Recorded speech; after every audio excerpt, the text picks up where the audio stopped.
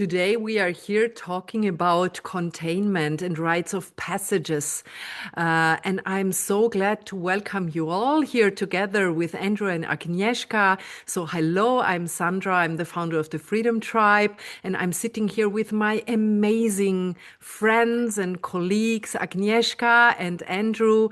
And we want to give you something today. We want to give you an inspiration about how important it is in our day-to-day lives where we rush around from point A to point B and we need to get our things done. How important it is to stop and to have a ritual and to have a rite of passage. And actually, what is a rite of passage? And we will talk about that and give you a little inspiration as well, where you can start working already in your day-to-day life so that your life becomes more connected to your soul. You become more connected to your inner self. And actually, you can already feel through that little thing that we want to gift you, how your life becomes more colorful and becomes better. But before we start, I want to invite Andrew and Agnieszka here to say hello and also maybe to talk about, if you want to talk about your rite of passage that changed your life and what is a rite of passage for you. And maybe, Andrew, you want to start with your experience, your life-changing experience, and tell us what a rite of passage is for you. Yeah, thank you, Sandra. I was just reflecting as you were talking, actually, on what a rite of passage is for me on that very question. And my answer to that is that I'm still going through a rite of passage now. I don't think it's a one-shot experience that you move from one place to another and that's it. For me, rite of passage is an ongoing journey that I'm on of discovery about myself and becoming everything that I can be. Is it okay if I share a bit about my story, Sandra? Is that is Yes, that please. okay? Yeah, because I think it might be Of helpful course. for people listening, and certainly they'll find out more about me and what's possible through entering into a retreat space where you can go through a one part of a rite of passage. Um, so for me, I feel like I've moved from a place. I'll just share that for 20 odd years, 25 years, I was an alcoholic. So I used alcohol every day in my life to survive, to get through life, to not feel any pain. Um, and in using that alcohol to get through life, I was not in touch with myself. Okay. So a big part of a rite of passage for me is discovering who we are, right? So it's becoming more and more mindful about what we've done just to get through life, to survive hour to hour. And to see that possibility of a life where we can thrive, where we can look forward, where we can enjoy relationships with other people, we can enjoy experiences, we can enjoy nature, relationships with animals, everything that life has to offer, rather than just, oh my God, I need to get through this next minute. And the only way I can feel I can do that is by using a substance, or in other cases it might be something else, drugs or work or something else to get through life. So how have I got from where I was 20 years ago to where I am now? A big part of that has been medicine. And we have medicine inside our bodies, right? We have medicines out in nature. So I've worked with wonderful medicines given to us by the universe, such as psilocybin, and more recently, another mushroom, the Amarita mushroom, which is absolutely beautiful. And these medicines, the way I experience is them is they can open the door for us to. It's like, here you are. You haven't been able to see this. I'm going to show you who you are. So it's like experiencing a mirror when suddenly we can look into them and oh my God. That's who I am. That's what's possible. Um, and we also have a breath, have a medicine inside our chest. We have this breath. And this breath can allow us to very, very quickly, almost immediately, connect with ourselves. We can be busy with life, doing 100 things. And if we can just find 10 minutes to consciously breathe deeply, we can get in touch with ourselves just like, oh, isn't that amazing? To me, that's a miracle. So I've worked with the breath. And the other thing I want to say that's really important in my journey is relationships, because it's not just about using a substance to get a certain state of mind or whatever. It's about, in that expanded state, having a relationship with someone to both witness it and be there with you in that experience. And that has been so important for me. That piece. And feeling safe enough to do that.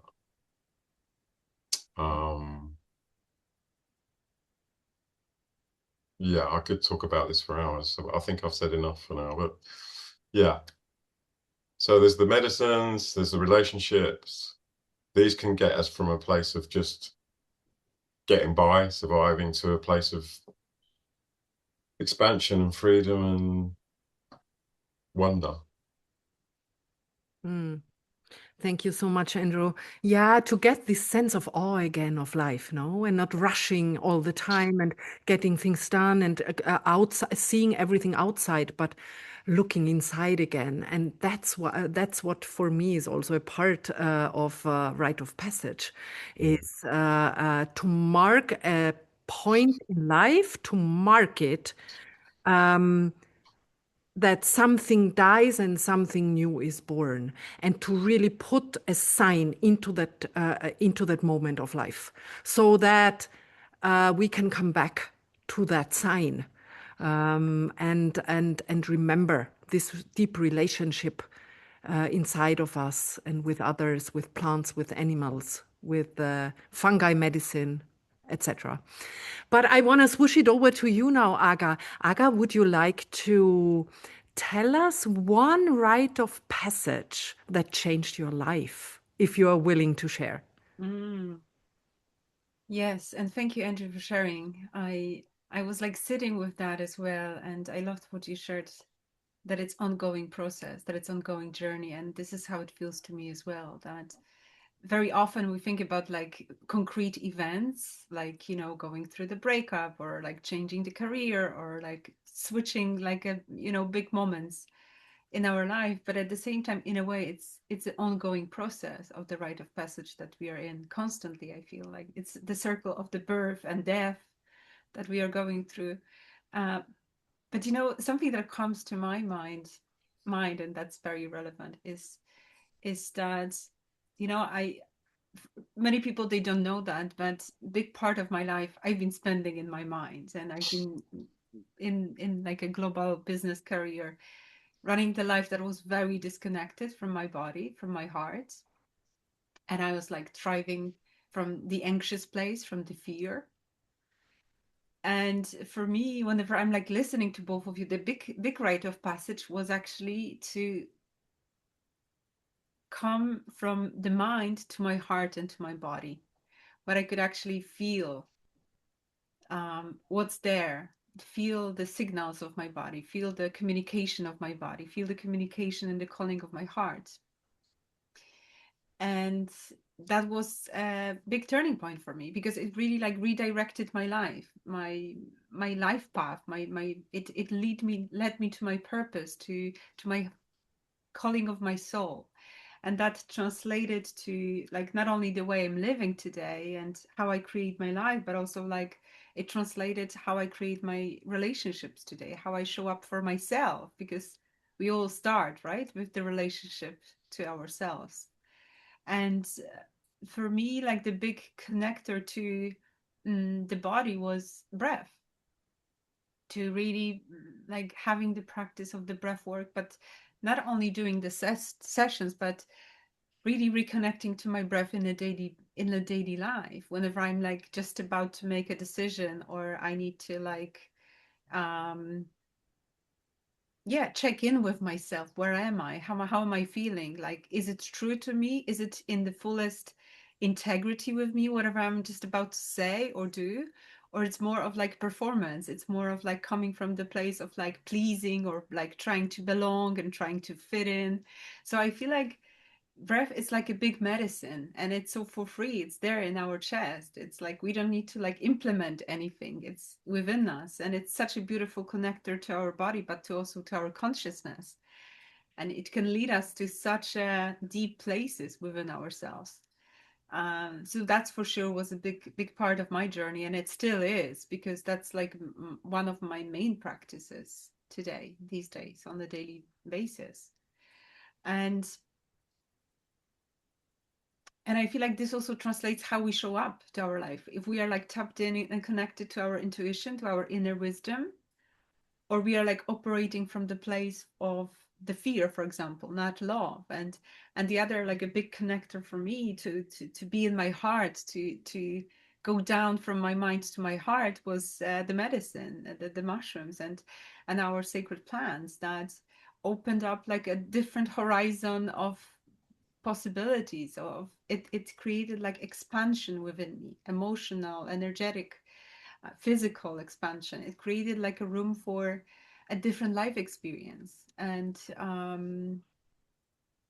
I feel like all of this led me to the place where I can live in the more whole, but also like in alignment with myself and my true self. And this again translates not only how I show up for the world, for myself, but also for my relationships. That I'm not afraid to speak the truth, and I can create a safe container for myself to be received and to communicate. And I feel like safety is actually a big part of the process as well, because we talk very often about the safety in the breathwork, safety in the ceremony, safety in the retreat. And I feel like it's a crucial element of like giving yourself permission to actually redefine your relationship with the safety and community and connection to yourself and connection to others. So for me, the big part was like switching the reality, living, just from my mind to versus living in my body and living in my heart. That was a big rite of passage in my journey, for sure. Mm. Thank you, Aga. Thank you so much for sharing that. There is so much wisdom in there in both of your shares.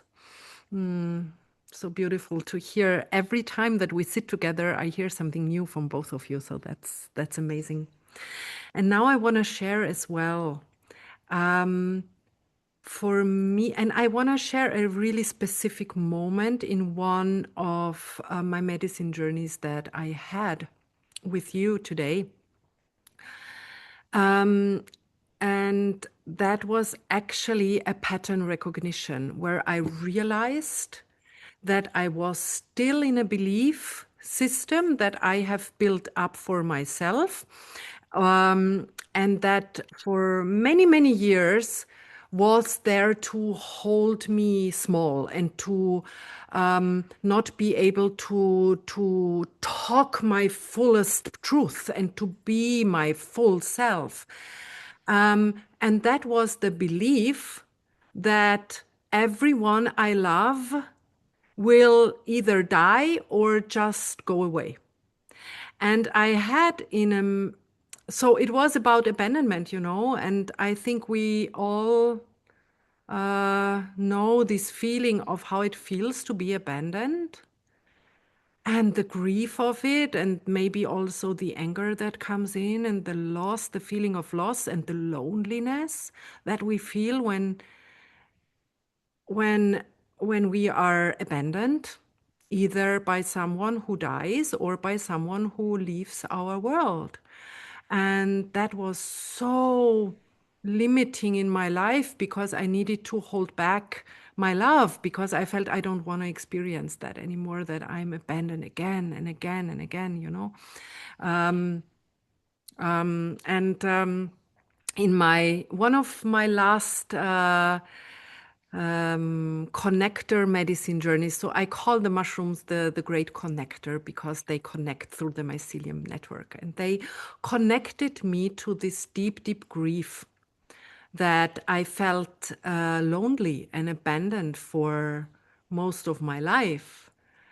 And what happened there is that I crawled up on the floor, feeling completely lonely and disconnected from myself and my soul. And I just couldn't name what was happening, but I felt so abandoned by humans and lonely by in the midst of the day-to-day life.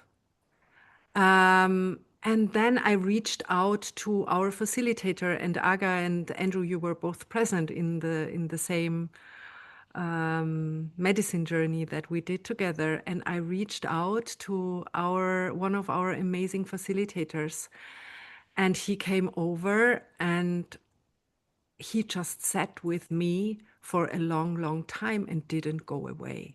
What that did to my nervous system and to my whole energetic system was it was rewired in a different way. It was rewired in a way that I could feel for the first time in many, many years since I was a child. Oh my God, he doesn't go away. He stays. He doesn't abandon me.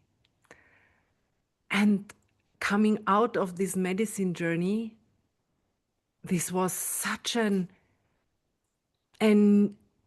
feeling of reclaiming part of my natural trust in life and reclaiming a part of my soul.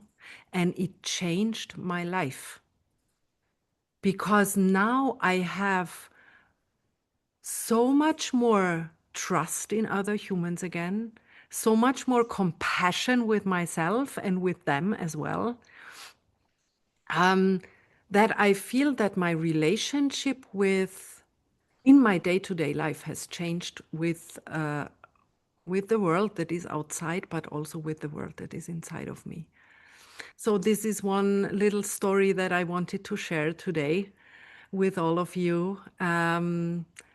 And I feel also the importance of what we talked about here is also the container, the containment, so that we can experience these kind of reclamations of soul parts that got lost on the way.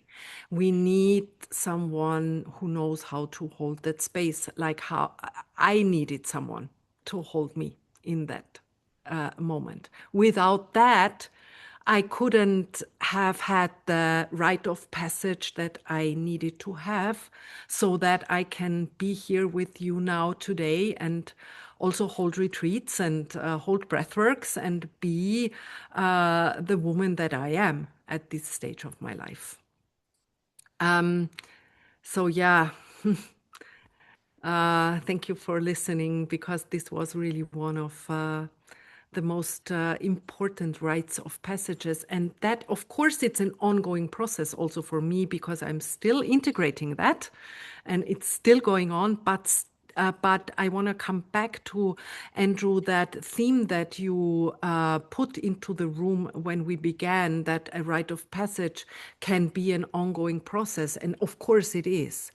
But for me, and I guess also for us, that we hold rites of passages together, the three of us, it's also a space of containment where our soul knows that now is the time to step into something new and to shed the old.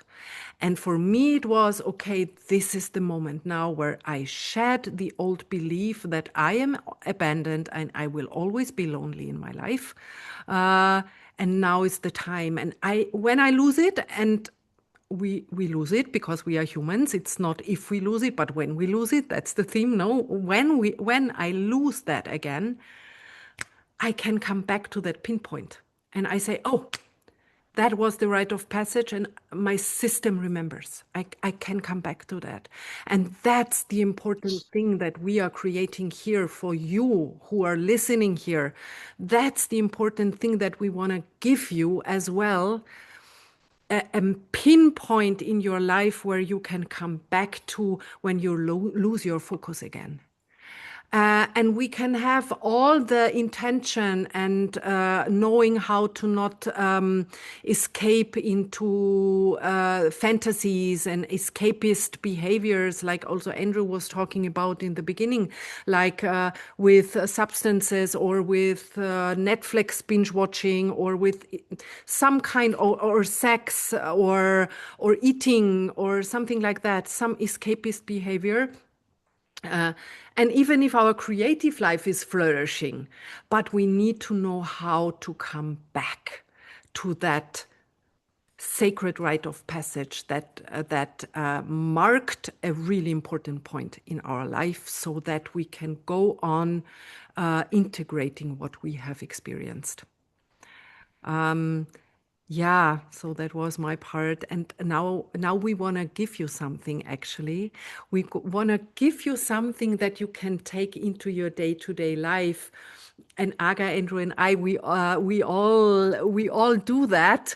And that's a little really funny thing and beautiful thing. And it gives also a containment to our mind, because our mind needs the containment, no, to be able to focus. So we all have a list on our refrigerator where we put down things that really make us feel joyful and happy. And that feels like a really simplistic thing to do. But Andrew and Aga, would you like to share what's on there, for example, and why it is so important to have this list? And it's, for me, it's so fun to look there, because sometimes in the morning I get up and I feel like, oh my God, I have lost the meaning, what I'm doing. I don't know what to do. I feel really bad or something hurts. And and then I can run to my fridge and just look at the things that I have written down there. And it really helps. It really helps. Would you like to share a little bit, Andrew? Yeah, I'm laughing to myself because number one in my list might not be for everyone, but I'm going to share it anyway. So I've got a thing on a piece of paper on my fridge, and at the top it says love list. So it's everything that I love to do, and it brings me into my body, and it brings me into the experience of gratitude and connection with myself. Okay. So number one on my list, my spirit animal's a polar bear, Sandra, you know that, right? Number one on my list is cold water. Now, I've got an ice bath in my garden, so I get into that nearly every day. Not everyone's going to have an ice bath. So your own version of that could be a cold shower for 2 minutes. And I guarantee that if you've got a racing, busy mind, blah, blah, blah, spinning at 100 miles an hour, if you get into a cold shower for 2 minutes, your mind will stop spinning. Guaranteed. The other thing you can do if you don't want to do that is just put cold water on your face. Just on your face for 30 seconds. And that will have a calming effect on your mind as well. So that's my gift. Cold water is my gift to everyone who's listening. Thank you, Andrew. Yeah, I might need that today as well. So I will try again. Aga, what's on your list you want to share? Definitely a cold plunge is not number one on mine. I'm more of a person that would like go to jacuzzi or sauna to just like get some heat and warmth for my body. And that's actually on my list because that's something that I really enjoy. But for me, number one, and this really has been like a big support always for me. It doesn't matter what kind of chapter of my life I've been experiencing or the wave. I go to forest. I'm like such a big lover of the forest, so I go to nature, and sometimes for me it's like a faster walk whenever I'm like feel a little bit anxious. so I can just like go and kind of like clear up my mind and get some more ease and regulation for my nervous system. So for me, movement, but a different type of movement helps. And nature has been always like such a beautiful medicine for me in so many different forms and shapes. So definitely being in nature, spending time in nature, walking barefoot on the grass, and just like reconnecting with the Mother Earth. That's a big, big number one for me. And just underneath that, it's like throwing sticks to my dog and just like playing with my dog, which always brings me so much joy. And very often it goes together, you know, my dog and the forest, and just like some play. And you know, very often whenever I feel down or I have those like moments of like hesitation or like challenge, just, you know, watching my dog who's just like walking, like, you know, with this little tail, it's just like takes me away from my mind, and it takes me away from the worry, and it really anchors me back to the present moment. So those two are definitely like on the top of my list. Mm. Beautiful. Yeah, I get that. The Yeah. tail? The tail is on my list as well. The tail is on my list. Watch the tail of the Instead of dog. Netflix, just watch the dog's tail. Yeah, definitely. Yeah. Yeah, so for me, when my mind gets caught up in the ifs and whens, so you know the things that or that all say, or that I say sometimes to myself, yeah, if I am, or if I would be ready to do that, or when I will have finished that, then, you know, these kind of things. So to bring me back into life and the abundance of life and the awe of life, actually, on my list, the first thing that is written is sit down at your altar. I have an altar. And when I don't know what to do because I don't want to move and I don't want to do anything because I feel depressed or something like that, the first thing on my list is sit down on your altar. And when I do that, something is always happening. So either I can feel my breath more deeply, or my dog Soma is coming and just curling up beside me, or I see some of my plants that I have put on my altar, and I can get a soul to soul connection to a plant, for example. So when we work with plants, we work with other souls, no? It's a soul connection, that a relationship that we form. And I'm reminded, oh, I have the connection to the cacao. I have the connection to the tobacco, to the mapacho. I have the connection to the mushrooms, and I can close my eyes and just listen and stop for a moment. So sometimes I am a person that is really quick in wanting to decide and wanting to do things, and you know, and I have to stop to be able to be rocked like a baby by the mother universe again. So I feel that, okay, I'm held and rocked and backwards and forwards by the great mother again. So that is on my first list. And the second thing I also want to share, because it has to do with dogs, it's actually smell the belly of Soma, which is the name of my dog. So the smell of my dog's belly is always bringing me back so much joy. And that is for those of you who have dogs, maybe that is also relatable. So, and there are many other things. And actually, we were talking about when we saw each other last time in Portugal last November, when we held the last retreat together. We were talking to our participants about that love list, and many of them, and maybe someone of you is also listening who have been there last year. So how is your list going? Because our list is already really long, and we all have started, and maybe you have started with 2 or 3 things. And my list is I'm at point 75 or 76, something like that already, where I can come to. So I would be, or we would be really happy to hear from you if you have started the list already, or if you are starting, how your list is going and what is on there. Because we can also, between each other, inspire ourselves. Because Yeah. there can be on the list like, drink a cup of yummy matcha latte, for example, that can be on the list. Or sit with a plant and talk to a plant, or massage the feet, something like that. And we can inspire each other so that we can stop for a moment and have a little tiny rite of passage in the day-to-day life. Mm. And we will expand on that in our next conversations, also about our next rite of passage that you can participate in. We have still an ongoing early bird discount for the next rite of passage, which is called the Path of Freedom Retreat Rite of Passage, which will be in November. Again, in this amazing, beautiful, magical valley in Portugal where two sacred rivers meet.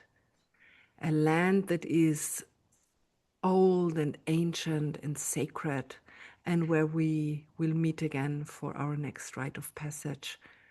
That so that you can also pinpoint an important moment in your life to always be able to come back to. Beautiful ones, is there something else that you want to say in this conversation today that we had together?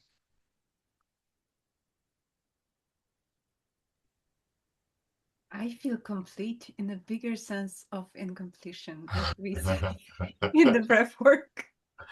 I just wondered while you were talking, Sandra, if anyone listening wants to put in the comments below something that they've put on their love list, I'd love to read that. Yeah, let's inspire each other. Let's inspire each other.